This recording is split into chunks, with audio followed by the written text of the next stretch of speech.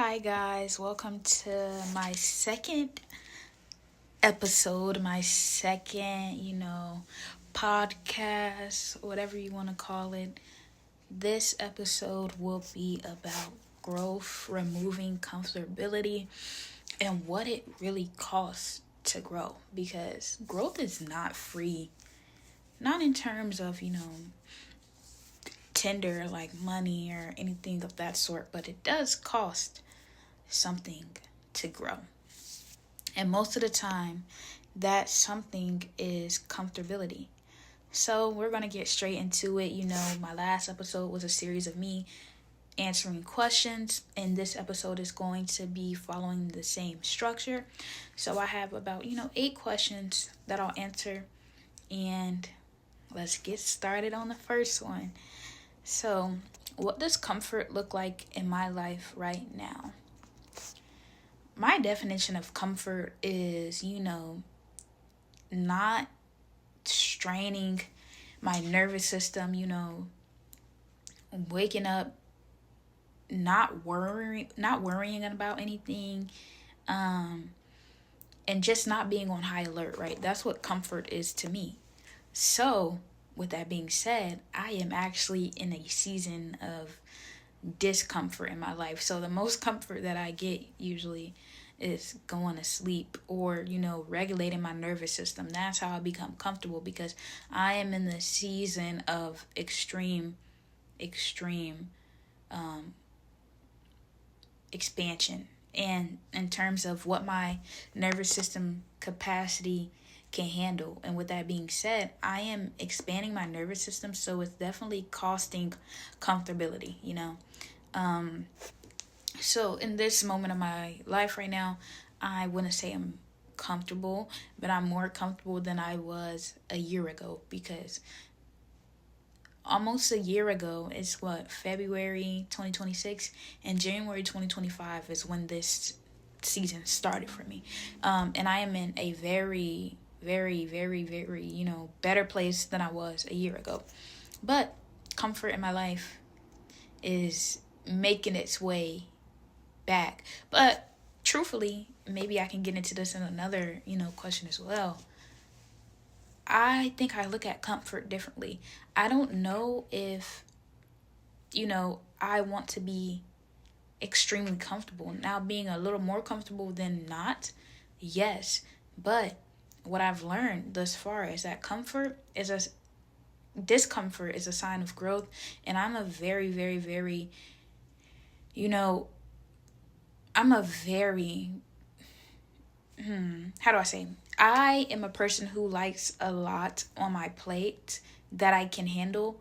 That's not overly taxing me. So I'm building my capacity to be able to hold more, because with the right capacity, you can hold a lot and be more comfortable than not. So, maybe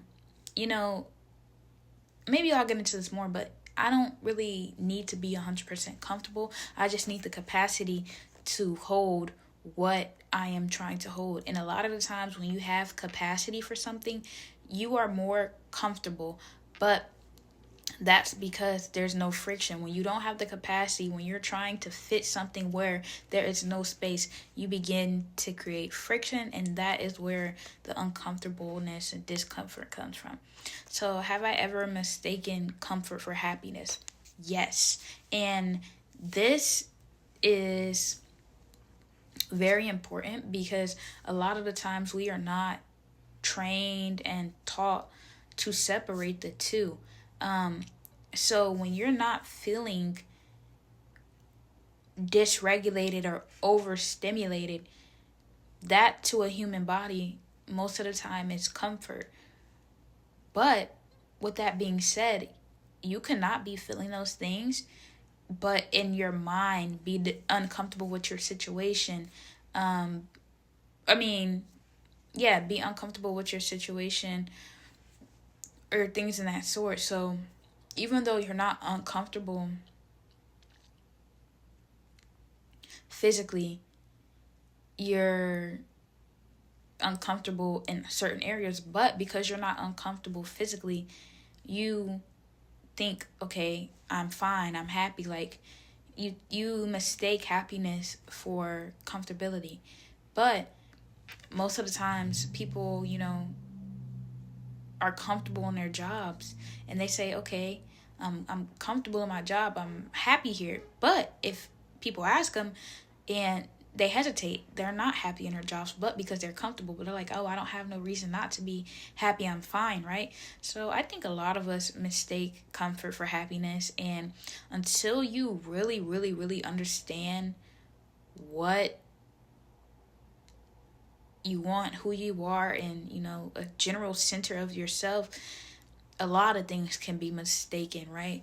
And this is one of the ones, things get mixed up a lot. We have these general things. We have happy, sad, mad, depressed, a few things, but people don't really have like the distinction between more specific feelings or things of that sort. So yes, I have mistaken comfort for happiness, but it's okay. I'm learning, like with my schools and certain things, I was comfortable there. So I thought like, oh, I'm happy, but the whole time I was not happy there, right? So it takes awareness, and that's one of the biggest things in this game is awareness, because when you're aware, things start to surface. They start to be more clear. Clarity comes, and with clarity, you can decipher and you can navigate better. So on to the next question. Why does growth almost always feel uncomfortable at first? So I kind of touched on this already, but in my instance, and I'll speak for me and kind of give some general tips, but growth almost always feels uncomfortable at first because, like I said, think about it. If you have a rubber band, right, and you're stretching that rubber band, the rubber band is expanding, but if you stretch the rubber band too much past its elasticity, it starts to, rupture and break a little bit until it fully breaks. So with that being said, you may not see it physically, but when you're growing, you are dismembering your current nervous system and you're expanding it, so it's being expanded. So with the expansion comes tension, and that tension is uncomfortable, right? It's friction against what was once there. You're growing. That's like your pants being too tight. Like when your pants are too tight because you got big, you bulking, you gaining some weight, you getting thick. It's uncomfortable wearing tight pants. You want pants that give you a little bit of room to breathe. But once your flesh that's going in the pants is too big, it begins to get uncomfortable. You break the barriers. Now you need bigger pants. So growth is uncomfortable because you're introducing a new mass to an old container. And most of the time, that old container cannot handle that new mass. So you have to upgrade the container, but that takes time as well. It takes you being uncomfortable, because if you have a container, right, and you fit inside the container perfectly, there's no need for the container to upgrade. Growth is always going to feel uncomfortable because the container you're in does not know that you need a new container until it feels the tension, until it feels the uncomfortableness. And at that point, you're like, okay, this cannot hold me anymore. Let's upgrade this container to a bigger container to where I can fit, right? So it takes that awareness and it takes that tension to signal growth. So it's not always, uncomfortableness is not bad, but you do need the discernment because your body sends a lot of signals, but we aren't aware of the differences. So we kind of map some of the signals together. So like, for an example, with nervousness, people think, oh, when they're nervous, they shouldn't be doing something, or that this means stop. But sometimes nervousness can feel like tension, and tension can feel like nervousness. Tension means, okay, you're upgrading and you need to feel that tension to expand. But nervousness can also feel the same when you cannot you cannot decipher between them, but it takes, feeling and processing these emotions and things like that to understand them. And that's one of the most important things, understanding how you feel, because once you do that, you don't even need to sit and overthink. You're like, okay, this is nervousness, maybe let's rethink, and this is tension, let's let this settle, let's let this feeling travel through my body so I can expand this container. So we're on to the next question 4. Am I avoiding growth because I don't want to lose familiarity? No. I've always been the rebellion, the do what I want to do. And when I was younger, and even like right now I'm 21, so even the past few years, there are certain things that I do, I don't care to see who's done it before. I don't care to ask. I don't care. I just do. And I've kind of always been that way. My mom said I don't listen sometimes. My sister say I don't listen. People say I don't listen. And that's generally because me listening to something that you do and we have a completely different makeup, your way is not going to work for me. It may work for other people, but that's my hope. We're going to get into a whole nother topic here, but who started something? Who started normal? That person may have not been normal. So why are we going based off of standards and systems that someone else started, and you don't even know their makeup? You don't know why they think how they think. You don't know their childhood. You don't know their life story that brought them to these conclusions. Same way I don't know people's mindset when they're telling me things. And most of the time, if I do not want to be where you're at, I'm probably not going to listen. But even if I do, I like to try things for myself. So I'll take into account what you're saying, of course. But I, am going to do my own thing. So with that being said, I don't really care about things being familiar, because familiar means it's already done. I am here to pave my own path. So most of the time it's going to be unknown. It's going to be unfamiliar, because this is strictly my path and it's for me. And that's one thing I want to encourage people. You do better when you're doing things that work for you, instead of following other people's paths, because a lot of the times things do not work for your container. You may need to try something new. You may need to do something that works for you. There's a lot of resistance when following things that don't work for you. So I generally don't avoid growth. It is scary, yes, don't get me wrong, but I don't avoid it. I embrace the nervousness, the scariness, and I jump right into it, because I know on the other side of that, it's going to be something new that I'm going to learn. Regardless of the outcome, it's going to be something new that I learn.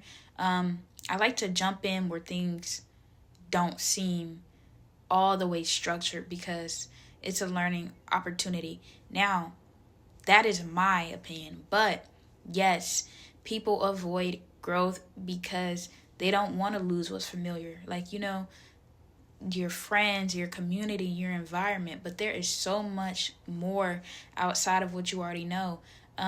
Even new little pieces of stimulus bring new things in your life. There is a sea of possibility. So most people love what's familiar, because like I said, growth is uncomfortable, and most people don't want to sit with that uncomfortableness. Like losing what's familiar, being in the unknown, not knowing your next steps, that is uncomfortable. I've been there. I understand that part. It's uncomfortable, and a lot of people can't sit with being uncomfortable. But I just be jumping in life in a deep end, no float. It is what it is. And that's how I feel is one of my strengths, because I get to explore and do things and, receive new experiences. And with new experiences, you have new possibilities and things of that sort. So I am not personally avoiding growth because I don't want to lose what's familiar, but that is a common thing. And at times I wanted to. I'm not saying I'm perfect. At times I wanted to, but every single time I have overcome that fear. So we're on to the next question. What relationships, habits, or environments have I outgrown but still hold on to? And for a moment, I don't want to get too specific, and I can maybe later on, but there are environments that I was holding on to that I'm like, I can't stand it. I have journalings of where I'm like, oh, I cannot stand this place. And me understanding that and still staying there created so much resistance, so many things happening that shouldn't have happened because I knew I wasn't supposed to be there, So There are environments that I outgrown, but I still held on to, but I definitely let go of those. There are habits that I've outgrown, but I still hold on to, but I'm aware of them. And I think that's the most important, because when you're aware, you begin to change, and change is not easy all the time. It's not super quick. It takes a little bit of patience, and there are relationships, and some of the relationships are, ingrained, and it's going to take a minute to let them go. But, you know, I've been working, or not even let them go. Sometimes you got to restructure how you interact with certain people or certain things or certain places. If you don't always have to let things go, but you can determine how much energy you're putting into it to keep it, looping and coming back and having such an impact on you. You don't got to let everything go. But if you do not know how to manage the energy that you're putting into something, it is best to let go, because oftentimes you either don't put enough, or the realistic thing is people put too much energy in things that aren't serving them, that aren't benefiting them, that aren't aligned with them, and that begins to destructure you. It begins to derail you, take you off the path that you're on. So, it's all about being aware, and it's all about understanding how you operate. If you can let things go, will you let them go? How does it work for you? And yes, I am currently navigating these situations, and I'm getting better, truthfully. But there are some things that I know that are kind of, hindering me, because it is a little tough. But once you get to figure it out, feel how you need to feel, learn what you need to learn, and be selective. Ain't nothing wrong with being selective and having boundaries. Boundaries are the most important things that you can have. So have boundaries when it comes to these things, and you'll begin to loosen the grip.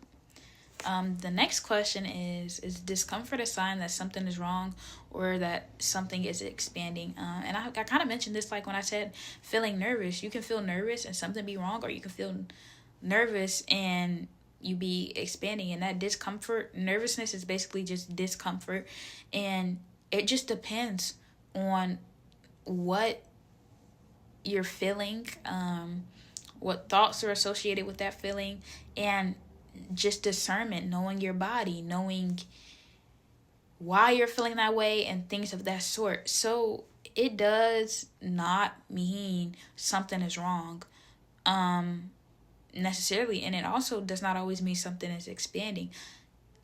Discomfort is determined by you and what it means to you.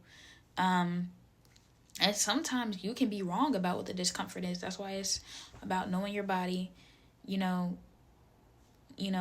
taking captive every thought, understanding your thoughts, because sometimes it can be a loop. It can be something from years ago that you're feeling like, remnants of trauma that you need to solve, because you're not really uncomfortable. Your body's saying, okay, I need you to look at this. I need you to be to pay attention to this. And then maybe the discomfort will go away, but it's sometimes lingering. So it depends. It really just depends on you, where you are, and what meaning you assign discomfort to. And we have that opportunity to, assign meaning and create a lot of different things in our life. And that's the beauty of it, but it's a double-edged sword, because if you're not aware of what you're creating, then what you're receiving, you don't know why you're receiving. So, yeah. Next question. Who would I be if I stopped choosing what's easy? I would be who I am now. I am definitely in a spot where things are, not all the way fully known, but that's because I did what was uncomfortable. I did what was,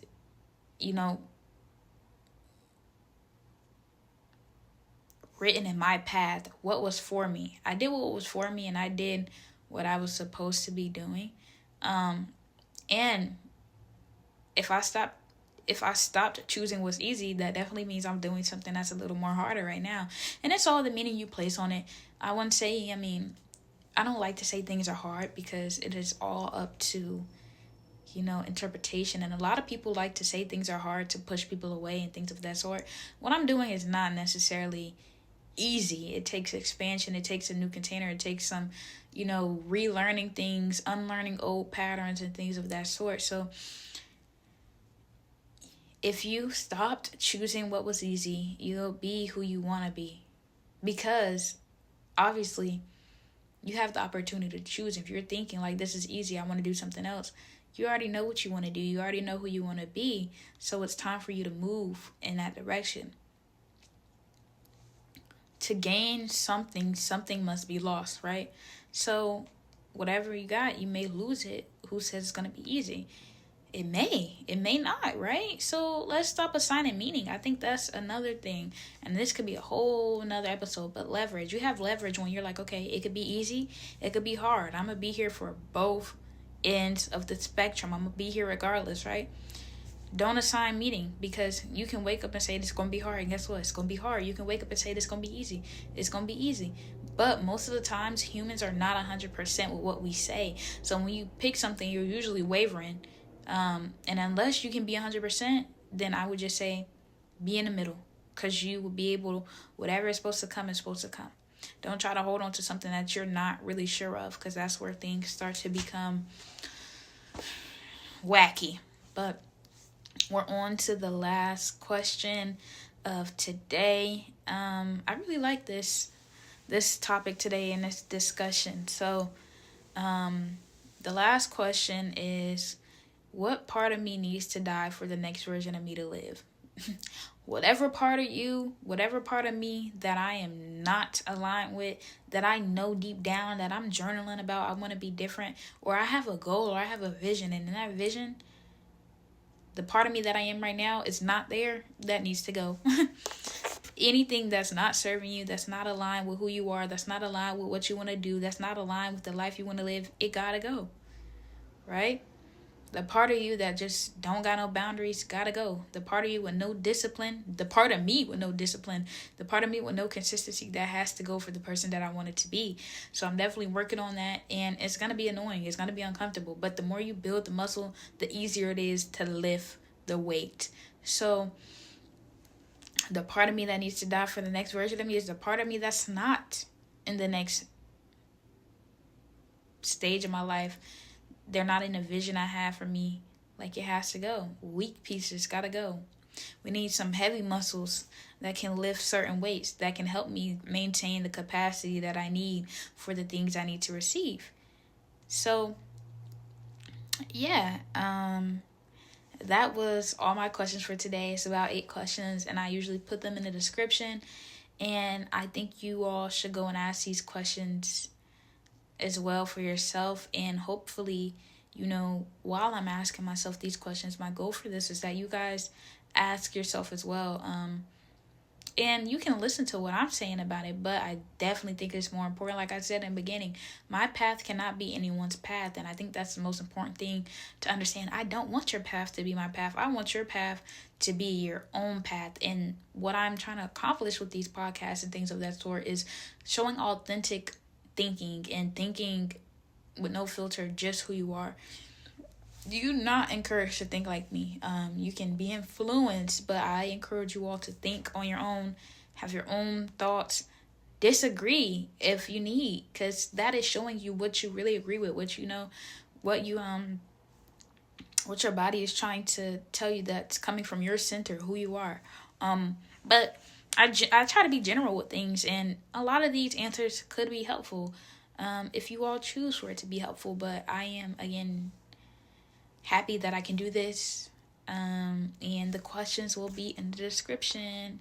If you have any questions, comments, or anything, please let me know. Thank you all for listening to this about 25-minute podcast, and I will be back and see you all later.